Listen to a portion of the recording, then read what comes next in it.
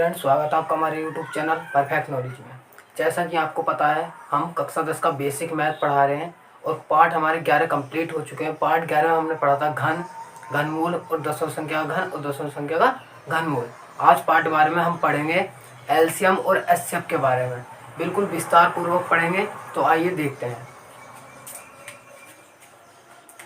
HCF को हिंदी में बोलते हैं महत्तम समवर्तक।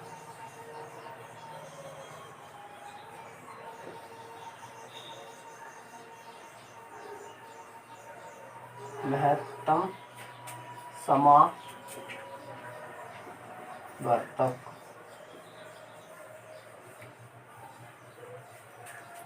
और इसकी शॉर्ट फॉर्म होगी मैं, जीरो और से।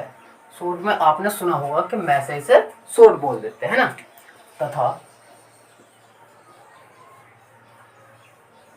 लघुत्तम समावर्तीय,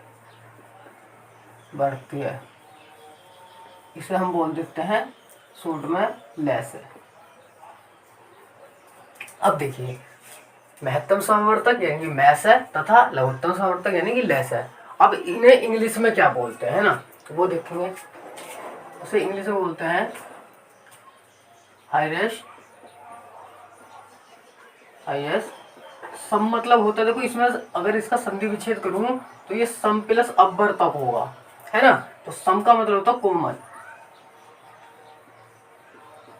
अपवर्तक का मतलब होता है फैक्टर, और इसकी शॉर्ट फॉर्म होगी HCF। ठीक है, क्लियर हुई। अब देखिए, ये इसकी जगह ऐड करते हैं। लघुत्तम को बोलते हैं हम लीस्ट। सम मतलब होता है कॉमन, और यहां से देखो निकलेगा अपवर्ती। अपवर्ती मतलब होता है मल्टीपल। ठीक है, और इसकी शॉर्ट फॉर्म होती है LCM। तो ये तो अभी नाम ही लिखा है। आज देखो बहुत को बंदे को ये नहीं पता भाई कि एचसीएफ की फुल फॉर्म क्या है, एलसीएम की फुल फॉर्म क्या है। तो आपको क्लियर हुई होगी कि महत्तम समवर्तक को शॉर्ट में बोलते हैं मैस है, लघुत्तम को बोलते हैं, लघुत्तम समवर्तक को लेस है, और इसको इंग्लिश में बोलते हैं हाईएस्ट कॉमन फैक्टर, और इसको बोलते हैं लीस्ट कॉमन फैक्टर, वो मल्टीपल। चलिए अब देखिए, सबसे पहले इसको पकड़ूंगा, पहले को देखो। अर्थ, पहले अर्थ देखो। इसका हाईएस्ट का मतलब होता है अधिकतम, अधिकतम। ये होता है समान, कॉमन मतलब समान ही होगा, और फैक्टर मतलब होता है गुणनखंड। ठीक है, चलिए अब इसका यहां से मैंने नंबर पहले डाल लिया, महत्तम समवर्तक शॉर्ट में डाल रहा हूं मैं H। चलो, इससे पहले आपको मैं बता दूं कि देखो इसमें अपवर्तक आया है और अपवर्ती आया है, तो इसको क्लियर करूंगा मैं पहले। देखिए, अपवर्तक, इधर अपवर्ती है। अपवर्ती अपवर्तक क्या होता है, तो देखो इसको अपवर्ती को हम बोलते हैं, दूसरा नाम गुणनखंड भी है, ऊपर लिखा भी है मैंने। ठीक है, देखो गुणनखंड, और इसे इंग्लिश में क्या बोलते हैं, फैक्टर। ठीक है, अपवर्ती को और क्या बोलते हैं नाम, इसका नाम होगा हमारा गुणज हिंदी, और दूसरा जो इसका इंग्लिश में मल्टीपल। ठीक है, देखो ये मल्टीप्लाई से ही मल्टीपल बना है। चलिए इसके बारे में समझिए। जैसे मैं यहाँ पे लिखूं, देखिए 6, 8, 12, यहाँ पे ये एग्जाम्पल लिख रहा हूँ समझाने के लिए। 6, 8, 12, इसका क्या अपवर्तक क्या होगा, इसका अपवर्तक क्या होगा, इसका अपवर्तक क्या होगा, इसका अपवर्त्य क्या होगा, ये अपवर्तक और ये है क्या, है ना। तो देखिए, वैसे तो नाम से क्लियर हो रहा है गुणनखंड, यानी कि हमें 6 के क्या चाहिए, गुणनखंड चाहिए, फैक्टर चाहिए, इसे ही बोलते हैं अपवर्तक। और अपवर्त्य क्या होगा, यानी कि गुणन चाहिए, इसके क्या चाहिए, मल्टीपल चाहिए हमें। है ना। तो देखिए करिए, देखो 6 के अपवर्तक क्या होंगे यानी कि गुणनखंड क्या होंगे। तो आपको पता है गुणनखंड का मतलब है कि वो संख्या जो इसे 6 को पूरा पूरा विभाजित कर दे, है ना। तो देखिए सबसे पहला अपवर्तक 1 होगा, फिर 2 होगा, फिर 3 होगा और फिर खुद 6 होगा। यानी कि अपवर्तक एक निश्चित होते हैं, इसके अलावा कोई अपवर्तक नहीं होंगे 6 के।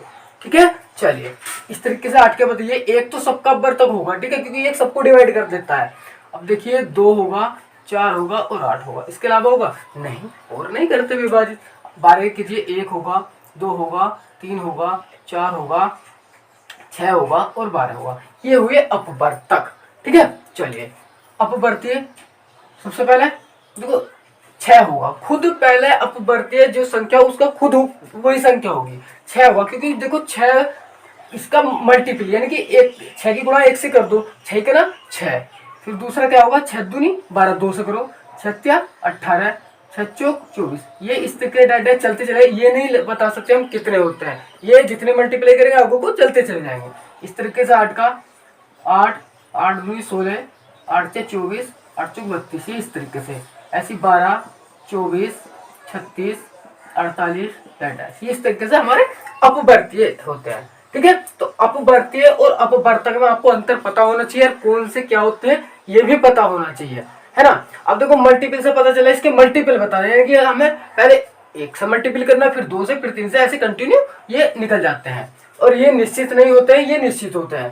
ठीक है, देखो 1 2 3 4 ही हैं, 6 के अपवर्तक कितना होंगे 4 होंगे। ठीक है, तो अपवर्तक और अपवर्तीय आपको क्लियर हुआ।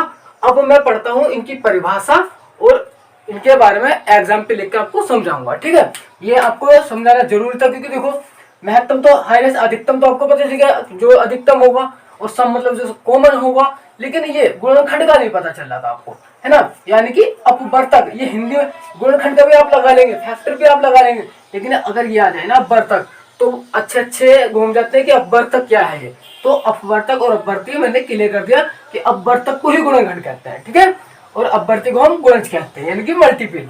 ये मल्टीप्लाई से ही उठा है। चलिए अब चलता हूं मैं इसकी परिभाषा पे, ये मैं रब कर रहा हूं, है ना। चलिए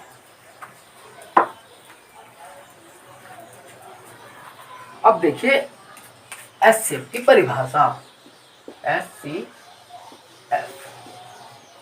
परिभाषा देखिए, इसमें आ रहा अधिकतम, तो देखो वह बड़ी से बड़ी संख्या जो दी गई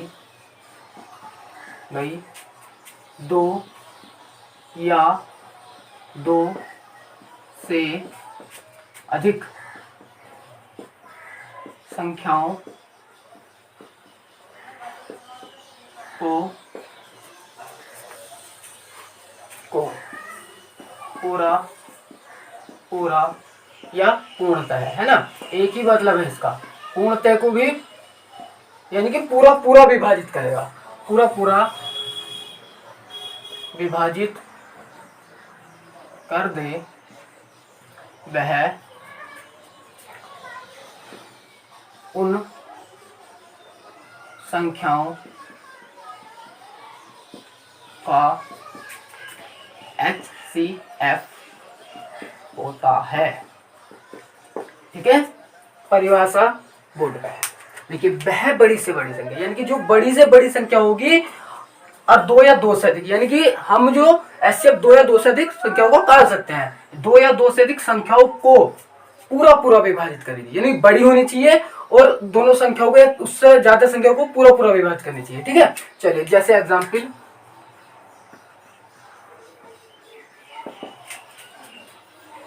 12,18 देखिए, इसको देखिए। अब देखो सबसे पहले 12 के हम क्या कर लेंगे, 12 के हम क्या कर लेंगे, इसमें हमने पता है क्योंकि HCF करना है और इसमें हमारे क्या कहते हैं फैक्टर, यानी कि हमें इसके क्या करने हैं गुणनखंड करने हैं, क्या करने हैं फैक्टर करने हैं। तो देखो इसके फैक्टर क्या होंगे, 12 के फैक्टर क्या होंगे, आप चाहे तो काट सकते हैं, लेकिन 12 के डायरेक्ट भी पता होगा कि 12 को 1 विभाजित करेगा, 2 विभाजित करेगा, 3 विभाजित करेगा, 4 विभाजित करेगा, 6 विभाजित करेगा 12 विभाजित करेगा। तो ये इसके क्या हुए, हमारे क्या हुए, गुणनखंड हुए, फैक्टर हुए। ठीक है, इस तरीके से 18 के देखेंगे, 1 विभाजित करेगा, 2 करेगा, 3 करेगा, 6 करेगा, 9 करेगा और 18 करेगा। इसके अलावा इसके कोई फैक्टर नहीं होंगे, है ना। चाहे आप भाग से कर सकते हैं इस तरीके से, वो मैं आपको बाद में सिखाने वाला हूँ, केवल यहाँ पर परिभाषा और एग्जाम्पल को स्पष्ट कर रहे हैं हम, है ना। इस तरीके से भाग 2 6 12 ये इस तरीके से कर सकते हैं। देखिए अब देखो फैक्टर हमारे पास है, यानी गुणनखंड हमारे पास है। अब इनमें से एचसीएफ कौन सा होगा, तो परिभाषा देखो क्या कह रही है, इसका अर्थ क्या कह रहा है, अधिकतम होना चाहिए, समान होना चाहिए और इनका गुणनखंड होना चाहिए। तो गुणनखंड हमने कर दिए दोनों के, और अब देख लो समान और अधिकतम समान, यानी कि सबसे बड़ी होनी चाहिए समान। तो देखो 12 अगर इसमें है तो क्या इसमें है, तो 12 तो है नहीं, तो 12 तो होगा ही नहीं। 18 इसमें क्या इसमें है, तो 18 में नहीं होगा। देखो 6 इसमें है, क्या इसमें है तो एक 6 ही एक ऐसी संख्या है, 6 ही इन दोनों का एक ऐसा गुणनखंड है जो सबसे अधिक है और समान कॉमन है और अधिकतम है, समान है और गुणनखंड भी है। तो इसका एचसीएफ क्या हुआ, 12,18 का एचसीएफ बराबर कितना हुआ, 6। समझ में आया ये बात, है ना। अगर समझ में नहीं आई है तो मैं आपको कालने सिखाऊंगा अगले वीडियो में, वहां पर स्पष्ट करके बताएंगे। यहाँ पर केवल परिभाषा को और एग्जाम्पल को समझाना है, ठीक है, और वो आपको समझ में आया होगा। ठीक है, चलिए एचसीएफ क्लियर हुआ ना। अब देखते हैं लघुत्तम समवर्तक यानी कि एलसीएम। इसका ये मैं रख कर रहा हूँ, है ना, फैक्टर ये। चलिए इसका एचसीएफ यहाँ पे लिख देते हैं, 12,18 का एचसीएफ बराबर कितना आया था, 6, इस तरीके से। चलिए अब देखिए एलसीएम यानी कि लघुत्तम समवर्तक या लीस्ट कॉमन मल्टीपल। चलिए देखिए वह छोटी से छोटी संख्या जो दी गई 2 या 2 से अधिक संख्याओं